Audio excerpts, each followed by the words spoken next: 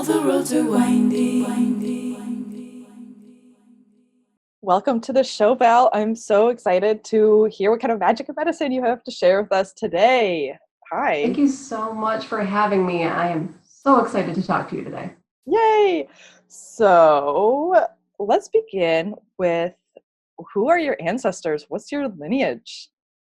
Yeah, this is actually something I'm still discovering because I was basically born like a blank slate, like a blank canvas, because my family, we didn't talk about religion, we didn't go to church, we didn't talk about spirituality. And at the same time, we really didn't talk about our culture either. Like I knew we were kind of vaguely Polish, mixed with like some English and German, but we didn't eat their foods. We didn't do any traditions. So it was very much about just trying to find what I resonated with. And so now, of course, I'm digging deeper into the Polish side and going further into that. I found my Slavic roots and how that kind of spreads throughout Ukraine and Yugoslavia, which was once Yugoslavia, and that sort of Eastern European sort of ancestry. But I do want to get an actual DNA test to really see, but that's really the bulk of my ancestry, to my knowledge. Wow. Okay. Very cool. That's amazing. I think that's of the people I talk to, usually they grew up in a lot of people have grown up in very religious households and then they left that religion. So it's cool to hear like, oh, we're just nothing. They were just like, life is life, you know? It was weird, honestly, because I mean I grew up classic, middle class white family in the suburbs. And it was actually like me who started going to church myself because I had that kind of existential crisis at like 10 years old where I'm like, oh my God, like what is everything? What am I? Like, this doesn't make any sense. So obviously like the closest thing around me was Christianity. So that's like kind of where I gravitated first, and then kind of did that for a couple of years. I went to like Catholic school. I went to other friends' churches who were different branches of Christianity.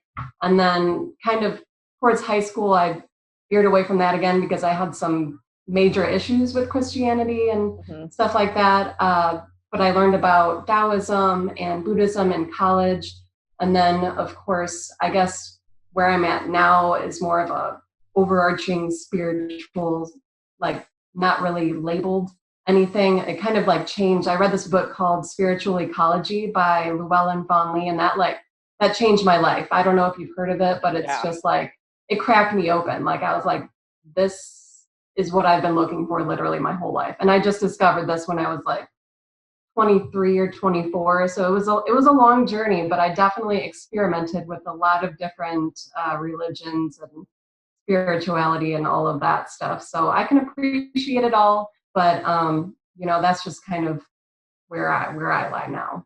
Wow, you're a natural born seeker. I think a lot of people are, but like, that's so amazing. Like existential crisis at 10, you're like, what is life? That's Oh, I know. It was so bad. Like I had um like chronic insomnia like ever since I was like 10. So I'd like have bouts of like there'd be like a whole year where I just couldn't sleep at all. And it'd be like these thoughts in my head that would just literally keep me up at night. I just couldn't turn it off. And then I'd be okay for a year and then it'd come back. And then like finally I had this like sort of um I don't know if it was like some sort of voice that was like came inside me and it was just like, you don't need to worry about that. Like there is more to this than you can even comprehend. And I was probably like 12 at this time. So it was just like, and something clicked. And ever since then, I just like shut that off until I started, going on this more spiritual journey now that I'm an adult and I can kind of process these things a little bit better. So, yeah, it's been interesting. And it's funny that you say that. I guess I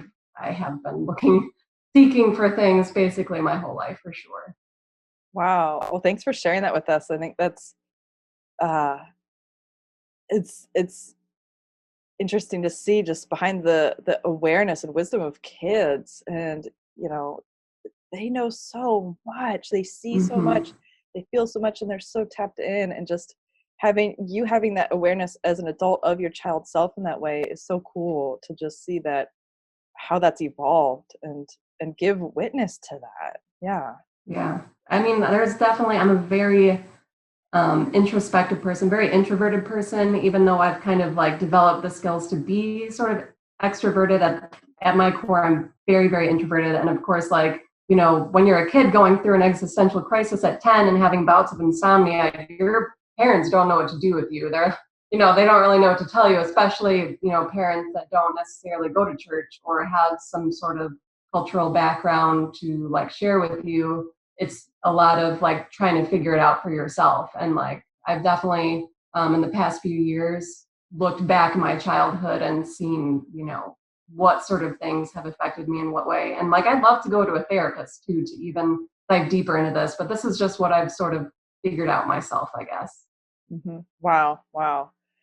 Thank you. And where do you live, and who are the original people of that land? Yeah, so right now I live in northern Michigan in a tiny little town. So I'm basically right in like the northern middle part of Michigan. And this is originally Ojibwa land, which of course is part of the larger Anishinaabe tribe, or the first people is what that means. And it's actually really interesting.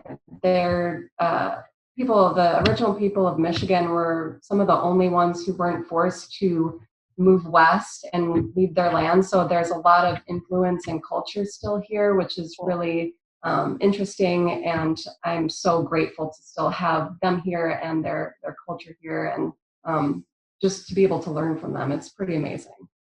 Wow, that is amazing. And I think I love asking this question because so often people are like, yeah, the original people are these people and they're still here in some way. And to see that, you know, they didn't have to move west like so many other tribes and cultures, that brings such a rich history and like, wow, resource and just community, collective. That's amazing. Yeah. I mean, of course, they definitely had, you know, their own struggles with, you know, government still took a lot of their land, but there are still like a lot of reservations here, especially in the Upper Peninsula, where you see definitely the most influence there. But definitely so grateful to still have them here, and like all of our rivers, like a lot of our cities, businesses are all named after, you know, words in their language, which is really cool to be able to have that exposure even to like people who aren't indigenous. Yeah. Wow. Thanks for sharing this. That's amazing.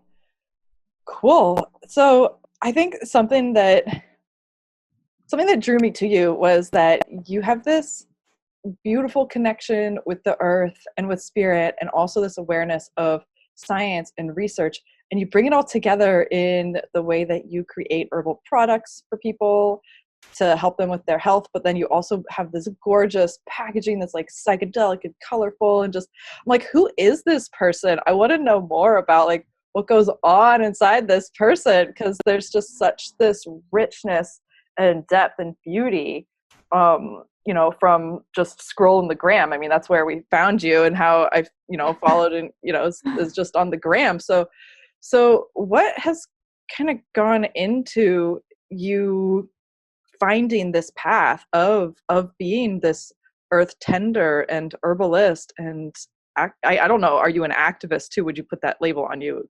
Yeah. So, for sure. Yeah. For sure. To the best of my abilities. I'm sure, like, you know, there's so much more I could be doing, and I'm trying to, you know, do a lot of different things right now, but I would definitely consider myself that. It's been a long journey for sure. Like, I didn't, you know, starting in college, I didn't go to college to be an herbalist. I didn't go to college to work with the land, actually. I mean, I guess it really started like when I was a kid. So we went camping every weekend, and I felt this, but like I said, we grew up in the suburbs. So it was a weird feeling growing up in the suburbs. Like, I would get these moments of like undescribable, like almost panic, just like sitting outside because I felt so out of place. I was like, I didn't realize it then, but this is another one of those kind of like reflective things where I'm like, I felt like I didn't belong there. Like, that's not where I belonged. But like, I knew where I did belong was like outside in the wilderness, in the wild places. My grandparents lived on a little cottage on a lake, like way up north, like way up here. And when I was there, it was like a whole other world. Like, I knew that I belonged there. It was just so magical. and I got to, you know, experience the water and the forests and everything there. And so that was, you know, being in those sorts of places was really the main time that I felt like I belonged somewhere. And of course, when you're a kid, you don't really realize that and you don't put two and two together. So I actually went to college to be a graphic designer. So that's how I design all my packaging and stuff. Cool. I do have a background in all of that because art is also one of my passions. It's still a hobby of mine today. So I think they might go hand in hand too with the creativity and the plants. I mean, all of it just For seems sure. like it just makes sense, you know? So yeah, I did that. And then right out of college, before I even graduated, I got this job at like a large advertising agency that did advertising for brands like Pop-Tarts and Frosted Flakes. And like, I knew probably within the first week, I was like, oh no, like, I cannot do this for the rest of my life. You know, like, this is so wrong. Like, at first, I didn't know why it felt wrong, but I was like, this is wrong. And so, like, literally, I think I worked there for 3 months. And then after that, that's when my now husband, and I moved to Colorado for a few years. And then during that time, I was a receptionist. I worked at an animal hospital. I worked for a cannabis startup company. Like, I did everything and anything other than advertising because I was like, I need to find out like what this is all about. And it was definitely kind of like a spiritual journey, from like a actual physical spiritual journey, like traveling, you know, out west and then figuring all that out. And while I was out there, that was when I, you know, read the book Spiritual Ecology and really started looking at, you know, all of these introspective things and figuring out my place in the universe and my place with the plants. And of course, out there, it's just like so much more holistic, natural, like people are so much more in tune with like the spirit and the land. And so that really had a huge impression on me. And so that's when I made the decision to do something with my life. I wasn't sure what it was going to be at the time, but I knew whatever it was, like I wanted to work with the land. And it's actually kind of funny because the first idea that came to mind was to be a flower farmer. So at Cool. the very beginning, I wanted to be a flower farmer. And I realized very quickly after going to just one conference that I was like, this isn't right either, because they would literally talk about, you know, how much dollars per stem you could get and how fast you would have to harvest to be able to make this much money. And like at the very end, they were like, at the very end of the season, you're going to never want to do this again. But then, you know, you get to take a break and then come back. And I'm like, this is not what, you know, like working with the land is supposed to be like. This is just like, you know, being a farmer or working in an office job. So I was like, sounds like the machine, the machine version of flower farming, which, for sure. Yeah. And I'm like, and there might be, you know, I'm not trying to put down like flower farmers. I'm sure, you know, people operate best under those conditions if they need to, but I'm such like a, I don't know, kind of all over the place kind of person. I want to have my hands in everything. I really want to make a relationship with like plants. So it didn't work for me. Some people like might be all about that. That's cool. Right. But, and maybe people have found other ways of flower farming, but I think it's cool that the way that you were introduced to it was like, no, because it wasn't your path. Yeah. No, exactly. And I still, you know, even now I still grow cut flowers. I grow flowers just for my own enjoyment, and to like, one of my favorite things is to just get a bouquet of flowers and bring them to like my chiropractor or like the dude who cleaned my wood stove. I don't know, he was just a really nice dude. So I gave him a bouquet of flowers to give to his wife. And I don't know, it just feels good. So I still love flowers and I use flowers. And I also appreciate like the edible flowers. So incorporating that with medicine. I mean, there's so many things you can do. But yeah, that definitely kind of steered me away from that path a little bit. But the main thing that I guess finally bringing it full circle got me to herbalism was when I started having chronic digestive issues. And I went to all the conventional doctors, and I'm sure a lot of people have the similar story. They wouldn't do anything. They put the tube down into my stomach, and they were like, well, there's nothing wrong. You can take a Tums. That's what they told me. Is take a I Tums. literally had the same experience. They did the endoscopy and they're like, you're a Yeah. black box situation. We can't help you take Prilosec the rest of your life. I was like, F you. Yeah, no. And like I did antacids for probably like 2 months, which obviously terrible. Don't do that. Right. But it didn't even help me. So I was like, well, Tums aren't going to help me if, Prilosec didn't help me. So I kind of gave up for a little bit. And then, we were in Colorado at the time. So obviously everybody's into the natural stuff. And one of my coworkers told me about going to a naturopathic doctor because they found out that she was gluten intolerant and all that stuff. So I was like, you know what? I will do anything. Like, it's not covered by insurance, but I'm willing to literally do anything right now. And so, like, immediately I was just felt so comfortable because the doctor spent like 90 minutes going over my entire health history. He went over my spiritual beliefs, my exercise routines, my relationships, and just everything. And it felt like I was actually being heard for the first time, which was, crazy. And then he did a bunch of different tests and found out that I actually had candida, which is an overgrowth of yeast in the intestines.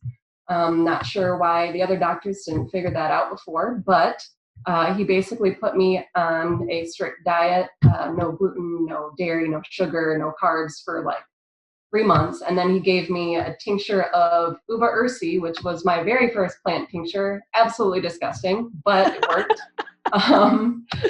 He also gave me a garlic tincture and just a couple other supplements. And from then on, I was like, I'm healing. I was heard. Like, I didn't have to like get the runaround for a year before figuring this out. Like, it literally took a couple weeks.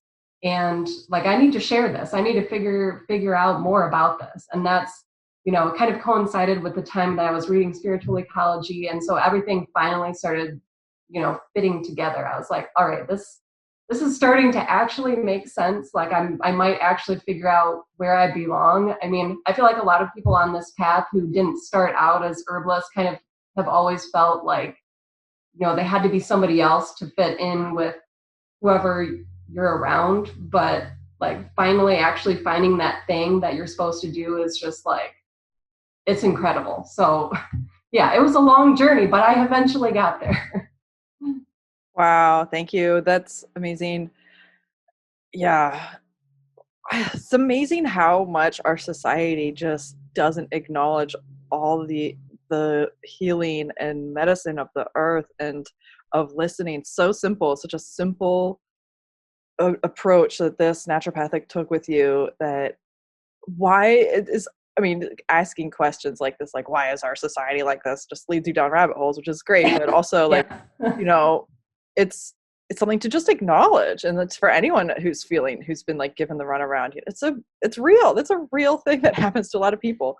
Yeah. It's a real thing for sure. I mean, 2 years, like 2 years, I was trying to figure out what was going on. Meanwhile, I'm like suffering from terrible like heartburn. It was just like ruining my life. And even during that time, without being told, like, I stopped drinking alcohol, like I stopped smoking weed at the time. And like, I just tried to cut everything out that seemed to irritate it, but I couldn't get to the next step without the naturopathic doctor. And it just like opened my eyes. But at the same time, I can also, appreciate conventional medicine as well, because that has its time and its place too. I mean, I just had knee surgery in November. So like, obviously I can't cure torn ACL or meniscus with herbs, but so I'm appreciating herbs and appreciating acupuncture and appreciating chiropractors. Like, I do all of that stuff, and I feel like I'm a more vibrant, more well-rounded just person in general for being able to have like different avenues to go down. You need to have options. Right. It's not an either or situation. We're getting out of the duality and allowing the whole spectrum. Yeah, exactly. I totally agree. And there are times, like, even now, like as an herbalist, there are things that if something happens, I can't figure it out. Like, without having specific tests done or whatever, I don't know how to treat this because I don't know what it is. And sometimes the only way you can find out is if you either do like a biopsy of a certain, let's say, like skin condition. Like my husband, he had like a weird, like round red mark on his hand. And I was like, oh, that looks like ringworm. And so I put black walnut on that, and it actually took it away within like a couple weeks. But then he started having like different red itchy patches on his torso and arms. And I was like, well, is this more ringworm? Because it looked kind of similar, but the black walnut didn't do anything. And like, I tried a couple different things. I tried like a calendula compress, but then finally I was like, you know what, you need to get a test to see what this is. So he went to the doctor and they actually did a biopsy, and within, a few days found out that it was a rare form of eczema. And so we were able to, once you know what it is, you can actually treat it and then help it go away. But like without being able to do both those things, it's really hard. Yeah, right. It's very integrative.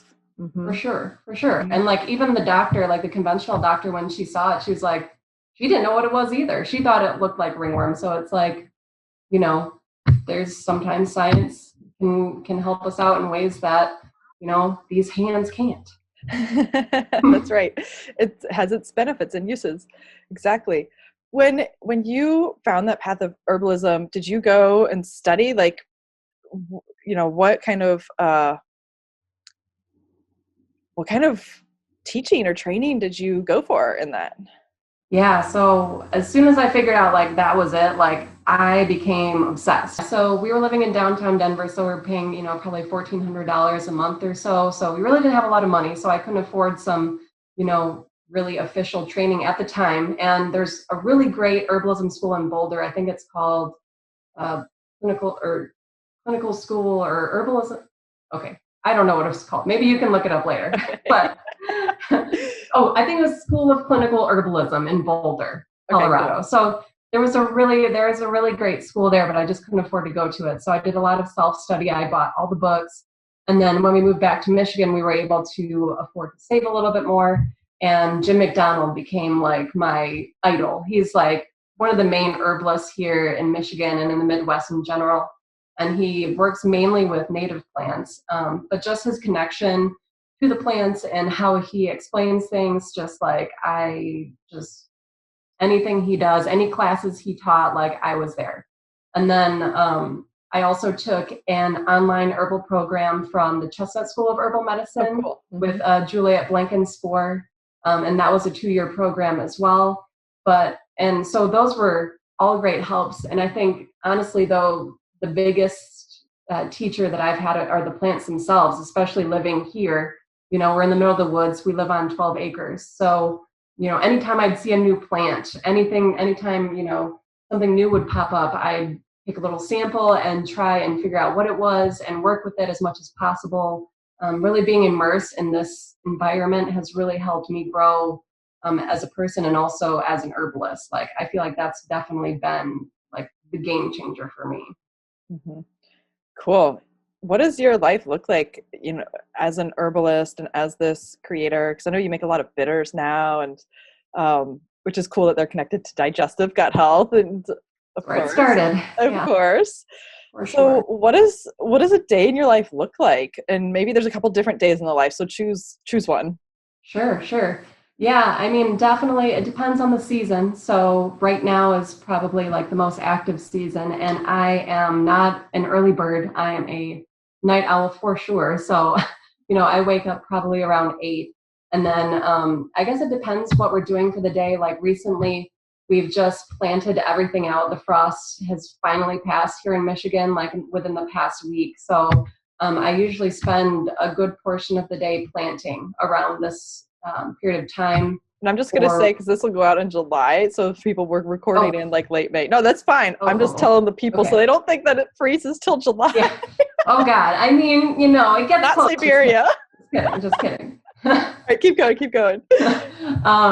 But yeah, oh my God, I don't know if I could live here that we're like right at the cusp. But yeah, so we've been doing a lot of planting. I actually just got a shipment of lemon balm in. So I'll be planting that. And then pretty much I like to spend some time in the garden and in the woods just without doing anything. Like I have a dog, so we'll just go out there and walk around, like watch the hawks fly over. We have a lot of bald eagles around here too. So just spending time in nature and seeing what's blooming. And like I loved like noting the little like shifts in the seasons. Like oh, okay, this is Trillium season, and this is Ramp season, and this is, St. John's wort season. So just being able to note those little shifts is really important for me. So I like to spend, it depends. I'm pretty flexible, whether it's 15 minutes or like 2 hours per day, just spending time in nature or in the garden. Like that's really important for me. And I also try to follow the biodynamic calendar too. So I'll either weed on certain days, or I'll plant on certain days, or fertilize on certain days as well. And then as far as the business goes with the bitters, it kind of is in like a transition period right now from where I am as like a kind of home herbalist to trying to move into more of a commercial sense to try and get, legal with all the FDA requirements and all of that. So I'm actually getting new bottles printed. So I've been going back and forth with, the designers there and all of that. I just try and, source everything as locally and as sustainably as possible, because one of the big dilemmas I had, with starting this business was like, do I want to put more stuff, out into the world? Like I really did have kind of a big moral dilemma there. But I decided that people needed this medicine, and not only for the digestive benefits, but also I feel like plant medicine just is like that bridge between, body and land. And if I can, foster that connection in any way, like that's my duty or that's my calling. So I was like, okay, so if this is something that I need to do, then I need to use recycled materials. None of my packaging can be plastic. And so I've been trying to do that to the best of my abilities. Like I'm trying to find local stuff so it doesn't have to get shipped from, Texas or whatever. And my most recent move to silkscreen bottles will eliminate the need for like paper labels and all of that. So I'm trying my best. I don't use droppers, like plastic droppers. I'm trying to move towards either aluminum caps or corks to, cut down on that. It's hard. It's definitely hard being, environmentally friendly when you have a products business, but it's not impossible. And I feel a lot better at the end of the day doing that. So a lot of the day is spent, looking up different, methods for being more sustainable. And I also spend a lot of the day, not a lot of the day, but at least, an hour or so reading, because I feel like I love to read. I've always been a big book nerd. So anytime I can get my hands on something either educational or inspirational, I just want to keep learning about the plants and about our cultures and just how we can be better stewards of land, and just all of that stuff just intrigues me. So I spend some time reading as well. Cool. What are you reading right now? So I actually am in the middle of Guido Mase's, it's called Wild Medicine, Aromatics, Bitters, and Tonic Herbs, I think. I actually have it right here. Let me just double check. Cool. It's a long title here. I never use a Kindle, but because of COVID, I can't go to Barnes and Noble, so gotta use it. Okay, so it's the Wild Medicine Solution, Healing with Aromatics, Bitters, and Tonic Herbs, I think. Cool, sounds good. Oh yeah, and he's amazing because, Urban Moonshine's like the big, like bitter producing company, and Guido Mase and Jovial King, who are like the founders of the business, they're so knowledgeable and they're so incredible. So anytime I get to read anything by them, I am all about that. Right up your alley. Wow. Yeah. Wow. And what does your relationship with the earth look like, or how do you experience that? And that could be, physical and also spiritual, and sensing into the consciousness and spirit of the plants and elements. Yeah, I mean, that also has been like a long journey. I mean, like I said, I was pretty much a blank canvas. So like I didn't have a grandparent to, show me how to do this or to teach me how to do this. So in the beginning, it started out as just kind of like I mentioned, just a general feeling of belonging. I was like, all right, this is where I need to be. How did that feel in your body? Like, how did you know that it felt like belonging? Just complete peace. Like with me, my mind is always going like 1,000 words per minute. And I can't, sometimes it's hard for me to disconnect from that and to just be present in the moment. So being like present in that moment and just feeling held in some way was a feeling of belonging. So it was, it was a pretty incredible feeling. And that's why I think whenever I'd go back home, I'd get this feeling of like panic, because I'm like, oh my God, like that feeling's gone. I'm vulnerable again. But like when I'm in nature, I feel completely and utterly safe. It's pretty incredible for anybody who like hasn't experienced that before. And so it started out as just that general feeling, and then I started, even as a kid, I'd start noticing like the individual plants. Or even like individual blades of grass. I'd see like everything, like the leaves, like each individual leaf, and see it, not everything just as a whole, but also as individual spirits and individual beings in their own right. And at the time, I didn't know that's what it was, but like that was the feeling that I kind of experienced at the time, was being able to connect with each little part of nature. And then finally now it's like I experience plants, like they give me message. Like some people actually hear plants talking. I don't experience it that way. I experience it more as my own voice talking to me, but it's not me. So sometimes it's not always like this either. If there's a message that the plants or the earth wants to impart to me, it will come through, as my own sort of internal voice, kind of like that voice that said, to worry about this. Like, there is more than you can understand. Like that, it was that voice, but it's just, coming from inside me. And I also like to kind of commune with the plants I do a lot of earth altars and like rituals that way. I do it not just because I love flowers, like I mentioned, but also it's just a really therapeutic experience to make something beautiful, but also fleeting, because it doesn't last. And, when you're a graphic designer or an artist like I was, you can save that stuff to your computer and it's there forever. But to be able to create something that literally is fleeting, just like life, it's really, I don't know, it's an introspective experience. And I get a lot of, I feel like, connectedness and just gifts from plants in that way as well. Mm-hmm. Yeah, and I see in that this honoring of beauty for the sake of beauty, which has been so pushed out of our current society. It always has to be to some end goal, and being able to create space for that in that way and just honor that.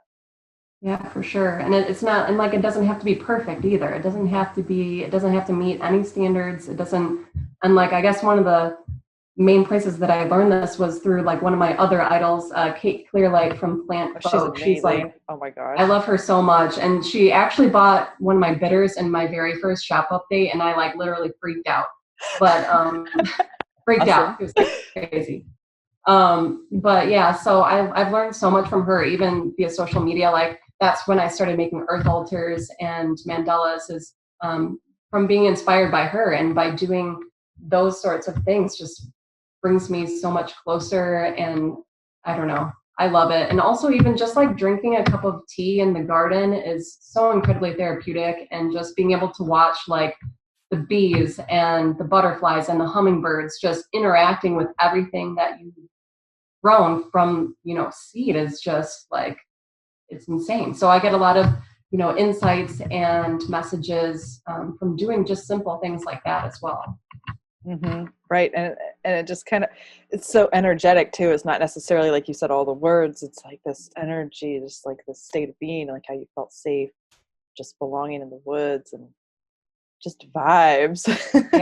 Yes, I know. And it's so like, at first it was so weird for me because I, grew up in a very conservative family, and, that sort of thing, was looked down upon, the hippie movement, all that. And so that was hard for me to like break those bonds, but it was like life-changing once you like are actually able to think for yourself and, do what you want to do, what feels good to you.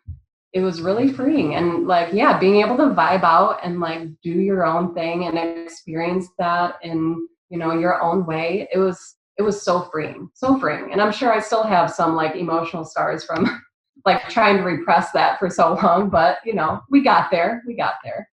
Right. You can unpack those the rest of your life. That's cool. Right. And I mean, I still love my parents. Don't get me wrong. I love my parents. We just, we can agree to disagree. And it's funny because they also love nature. Like my dad is a woodworker. Like he loves to work with wood and different sorts of wood. They're hunters, and they, they're the ones who took me camping, when I was a kid, and we spent so much time outside. So they really love nature too, but I just don't think that they see it, they don't understand it the way that it actually is. I'm not really sure. There's like a disconnect there, but they also love nature. It's weird seeing how people experience it in different ways. Right. And I was just going to ask, how is your relationship with your family, and what was that like going through? I mean, I call it like kind of like coming out of the broom closet, even if you weren't being like, hey family, I'm like witchy, or if you're just like, okay, these are my beliefs and those are your beliefs, and I'm not going to conform to your beliefs anymore. What was that like, and how is your relationship today? Yeah, well, definitely having space really helped because, all this huge shift happened when I was in Colorado. So, and we were there for a few years. So I had a lot of time on my own away from that influence to be able to figure myself out and to grow and all of that. And, surprisingly, when I did start, pursuing herbalism and talking about all these things, because my mom follows me on Instagram and all that stuff. So she sees everything I post. So, but she's very, very supportive. I mean, for the first probably 10 shop updates, she bought something from, everything. So, and my mom is like one of the nicest people like in the world, even though we don't see eye to eye. I try to just avoid talking about certain things, with the family, especially, and it's not just my immediate family. My whole family has the same belief system. So I try, when I need to, I distance myself so that I don't need to subject myself to those sorts of things. But I also know, how much we've all been through together, how much they've been here for me. And so I'm not going to let that, ruin our relationship.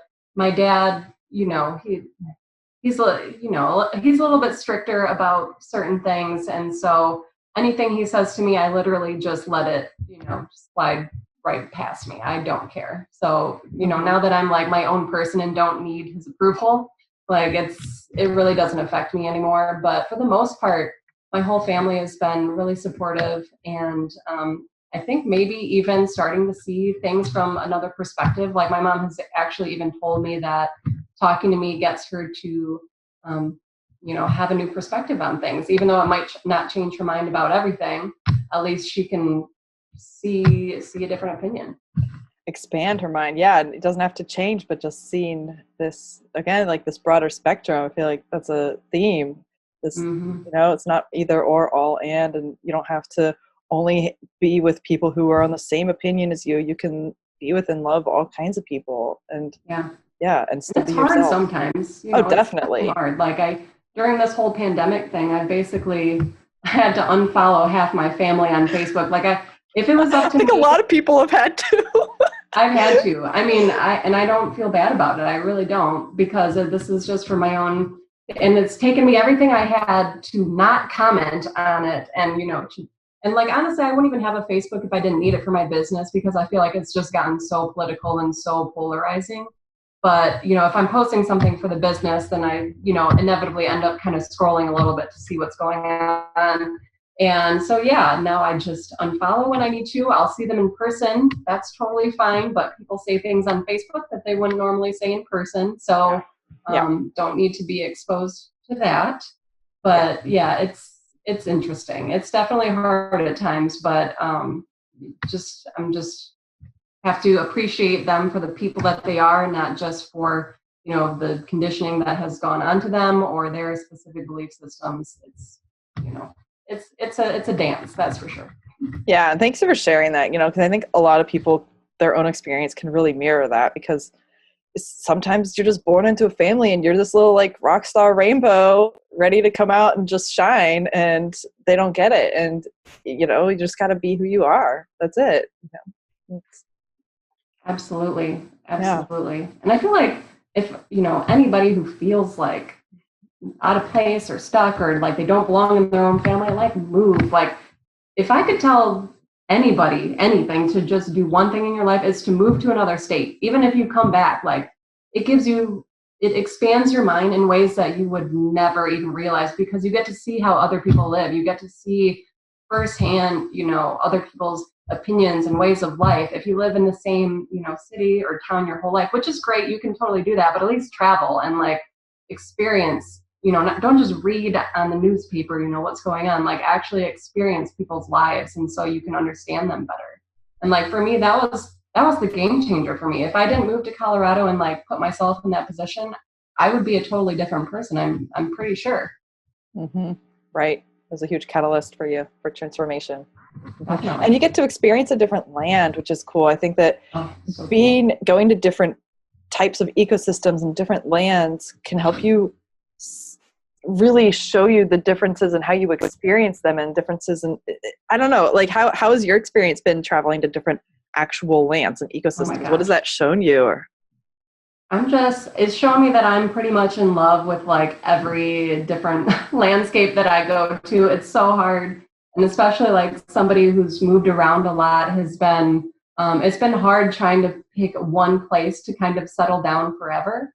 But like I loved the mountains of Colorado, but I also am in love with like the desert in New Mexico. Like if I had to move one other place, it would probably be New Mexico. It's just such a magical place. And but I also, living out there made me appreciate all the beautiful lakes and the rivers and the water that we have here. They had reservoirs in Colorado, which was like, I didn't really know what it was at first. I was like, what do you do with the reservoir? But apparently you boat on them and you get your water from them. So that was new to me. Again, just appreciating how other people live and appreciating what you have too. And just getting to know those specific plants, because I feel like not just plant, but each landscape, each environment has its own spirit, its own stories. It's pretty incredible to experience that, even if you don't know what their specific stories were. Like it's really cool. I think Theodore Roosevelt had this quote. It was something about nature having this beautiful melancholy about it. And I don't know, I read that years ago and it just like hit me really deep. I was like, yeah, there is like kind of a beautiful, it's like a contradiction. Like it has all of these scars from, what's happened to it over time, but at the same time, it's just like the most breathtaking thing ever. And it doesn't matter what landscape you go to, it all has that characteristic. Like for Michigan, I guess the best way to describe it is we have loons, and like when they come out during the evening and at night, they have like the most ghostly, like eerie call, and it just sounds like the land is just crying, but it's like the most beautiful thing ever. And then contradicting that is like going to a place where there's a lot of fire and like ash, and like I remember I was hiking in Colorado up to Sand Lake, or it was one of those places above Boulder. And I got up to like a plateau almost to the very top, and it was just completely burned. But right, amongst all the charred trees were beautiful yellow wildflowers just everywhere. And so like amongst like all of this death is also all of this beauty. So I love that contradiction, and I see that, everywhere I go. And yeah, like I said, I could live anywhere. I love all of it. Mm-hmm. Wow. Mm-hmm. I'm like, yet again, the spectrum of life and death, and it all being all together, all in one. It doesn't have to be either or. It's amazing. Mm-hmm. So true. And like we've only started, to understand like all of these connections that we have, not just with, the earth and the plants, but also the universe and the cosmos and all of that. And so that's really, I've been trying to tap into that more by doing biodynamic gardening and just trying to work with even greater like universal forces, just to see, because I love learning new things and exploring those relationships. Like that's what fuels my passion for sure. Yeah, tell us about biodynamic and your relationship with it. Because I remember when I was in grad school, I discovered it, and I was like, wow, this is so psychedelic, and I love that this dude like channeled this way of working with the land and the elements and making these preps. And I actually bought some preparations and used them in my garden at the time. I've since moved. But, do you actually like, tell us how you found it and what aspects of it do you work with? Yeah, so I'm honestly not entirely sure how it came into my psyche. I knew that Deb Soul, who's one of my favorite herbalists, is a biodynamic gardener, as well as Kate Clearlight from Plant Folk. And so Rosemary Gladstar also does moon gardening and things like that. So that always intrigued me. And just, again, just kind of a melding of the spirit and the science, because I love permaculture. I love, the practical use of regenerative agriculture in general, because that's so important right now in healing the land, but also seeking that spiritual element. So I felt like biodynamic gardening or farming, whichever way you want to put it, it really gave me that connection that I was looking for between the science and spirit. And so the first couple of years that I tried it, I bought the Stella Natura calendar. And anybody who's tried to buy that, it's very confusing, especially for beginners. Like, that has all these symbols down the sides telling you, ascending, descending, apogee, perigee, all the moon phases, also what zodiac signs they're in, and any sort of cosmic events like conjunctions or oppositions, just stuff like that. And so I didn't know what to do with it, but it did have little like portions where it was like leaf day, flower day, fire day, or fruit day. So I would basically follow the very basic parts of biodynamic farming. So I would plant flower seeds on flower days and all of that stuff.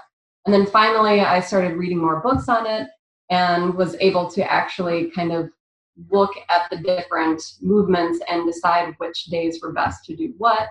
And so right now I'm really focusing on following the biodynamic calendar and just following the phases of the moon specifically. And I plan on making my own preparations this year. It's been a little bit tricky because you have to really start in the spring, and a lot of our flowers and stuff don't even come up till summer.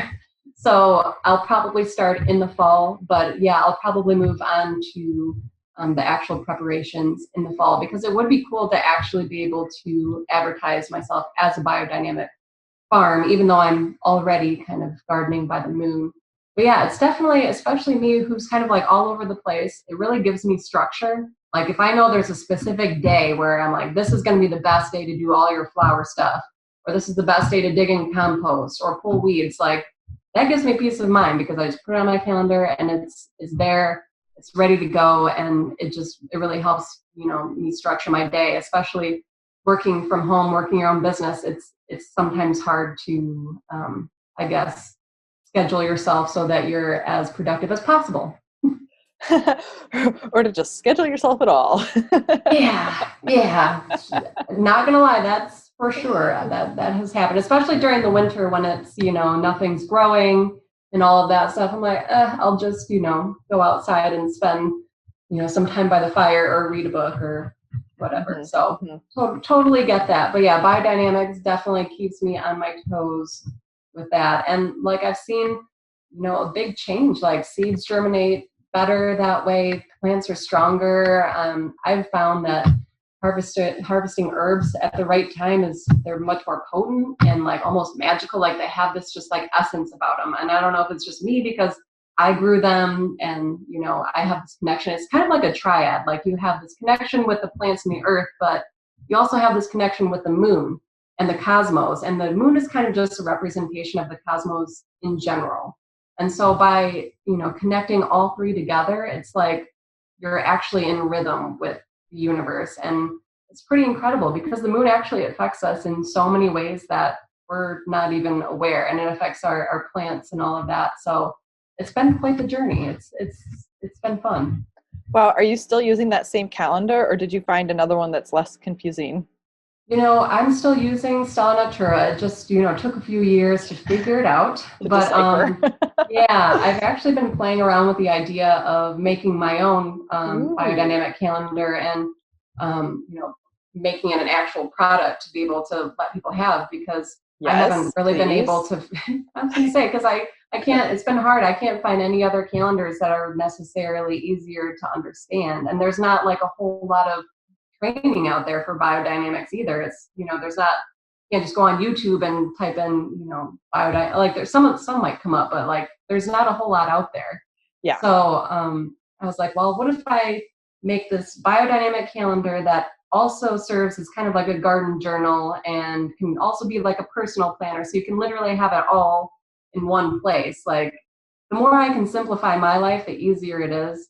So, and then actually put the days, like this is the best day to plant flowers. This is the best day to harvest flowers. And like, instead of, putting all these crazy symbols and expecting people to, figure it out themselves. So, because that's definitely a deterrent. Like, it the was first year, mm-hmm. yeah, it's like you kind of want to just put it away and not, dig any deeper into it. So I totally understand that. So I don't know. It's just an idea, but yeah, there's a lot going on.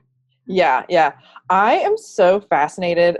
Also, I just want to say, yes, please make that calendar because I know it would be beautiful and functional, which would be amazing. Yes. So I'm already a fan. And also, I'm so fascinated by the preparations and just this bizarre channeling of like, you need a cow horn and you need to put I don't remember it. So it's been years. So forgive me, anybody who knows this and I'm getting it wrong, but you need to put manure in the cow horn and bury it at a certain time for a certain amount of time, and then bring it up. And you do you swirl buckets of different kinds of nutrients and herbs for a certain number of times in one direction and a certain number of times in another direction. It is spells. They are magic spells. And I'm so curious about just energetically what's happening in them. Have you do you have any take on that or anything to say about that? That's so crazy. That's funny that you say that. I've never thought of it as actual spells, but yeah, that's essentially exactly what they are, because it is definitely an energetic medicine. And I forget the exact words of the purpose of the preparations because he wrote it in a probably better way than I'm going to explain it. But it's basically just to balance all of the cosmic forces within the garden. Connecting the cow horn with the manure. I think it's Horn Silica 101. There's a couple. I don't know the names of the preparations either. Right. There's a bunch of different things. Yeah. Yeah. So those are made more for the soil. And then, there's other preparations that you hang in the tree for 6 months. And so that ties in the elements of the air. So it's really just encompassing everything from, it's those cosmic forces. And yeah, it's crazy. For sure, it would probably turn some people away if they were like, oh, I'm kind of interested in biodynamic farming. And then they see that and they're like, I don't know about that now. I don't know where I'm going to get a deer intestine, so. Right? Difficult. Or deer esoteric ingredients. You're like, what? Yeah.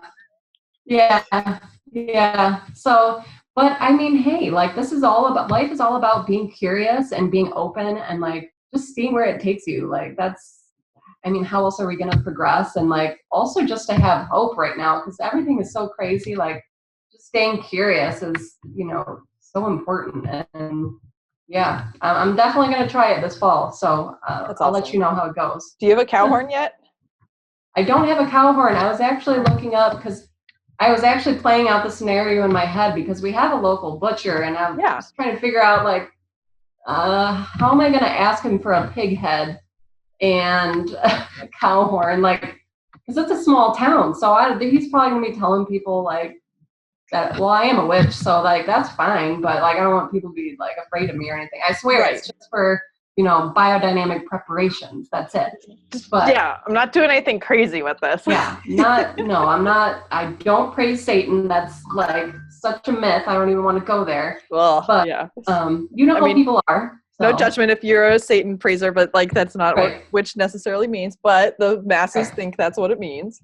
Right, exactly. It's just kind of a common conception, especially in the Midwest when it's very, still religious and whatnot. So it's, and also I don't even know if you can get I don't know. I don't think my butcher would have deer bladders. I'm not sure where I would source that. I'd probably have to order it from somewhere.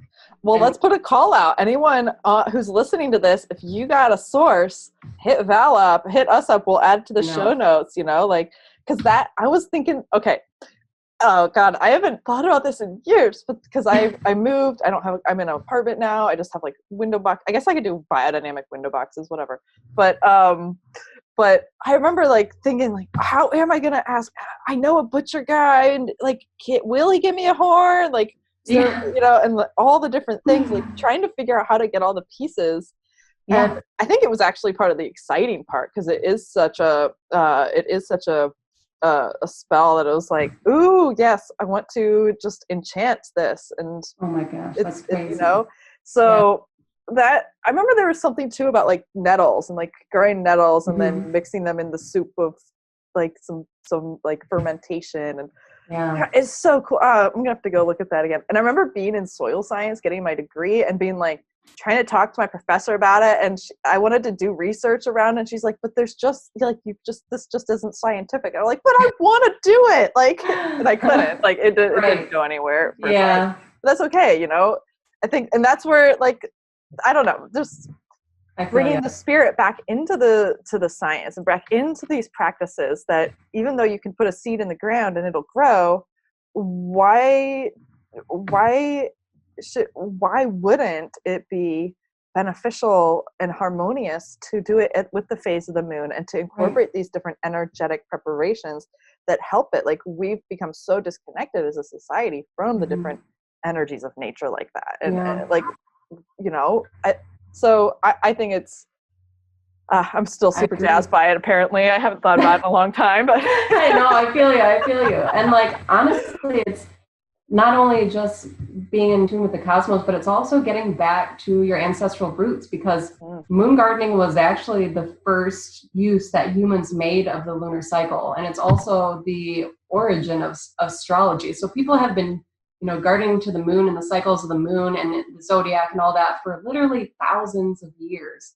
Right. So like, being able to tap into that is just getting back to your culture. Like, pretty much every culture has that in their background too. So it's pretty incredible.